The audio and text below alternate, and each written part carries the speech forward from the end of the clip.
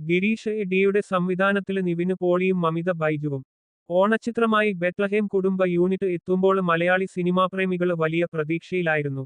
ആ പ്രതീക്ഷകളെ പൂർണ്ണമായും സാധൂകരിക്കുന്ന ചിത്രമെന്ന അഭിപ്രായമാണ് ചിത്രത്തിന് ലഭിച്ചത്. ഓണത്തിന് തിയേറ്ററുകൾ നിറക്കുന്ന ചിത്രം ഇതിനകം 100 കോടി ക്ലബ്ബിലും ഇടം പിടിച്ചു കഴിഞ്ഞു. ചിത്രത്തിലെ ഗാനങ്ങളും ഏറെ ശ്രദ്ധേയമായിരുന്നു. വിഷ്ണു വിജയ് ആണ് ചിത്രത്തിന്റെ സംഗീതം. ഇപ്പോഴിതാ ചിത്രത്തിന്റെ ജൂക്ബോക്സ് പുറത്തു വിട്ടിരിക്കുകയാണ് അണിയറക്കാര്. ജസ്റ്റിൻ എന്ന കഥാപാത്രമായി നിവിൻ പോളിയും ആഷ്ലി ആയി മമിത ബൈജുവും വേഷമിടുന്ന ചിത്രം പ്രായവ്യത്യാസമുള്ള 2 പേരുടെ കഥയാണ് പറയുന്നത്. നർമ്മത്തിൽ പൊതിഞ്ഞ കഥപറച്ചിൽ രീതിയും കുടുംബ ബന്ധങ്ങളും സൗഹൃദങ്ങളും ഉൾപ്പെടുന്ന കഥാപശ്ചാത്തലവുമാണ് ചിത്രത്തെ ആകർഷകമാക്കുന്നത്.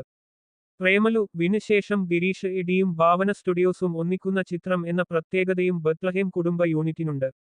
ഫഹദ് ഫാസിൽ, ദിലീഷ് പോത്തൻ, ശ്യാം പുഷ്കരൻ എന്നിവരാണ് നിർമ്മാതാക്കൾ. വിഷ്ണു വിജയ് സംഗീതവും അജ്മൽ സാബു ഛായാഗ്രഹണവും ആകാശ് ജോസഫ് വർഗീസ് എഡിറ്റിംഗും നിർവഹിക്കുന്നു.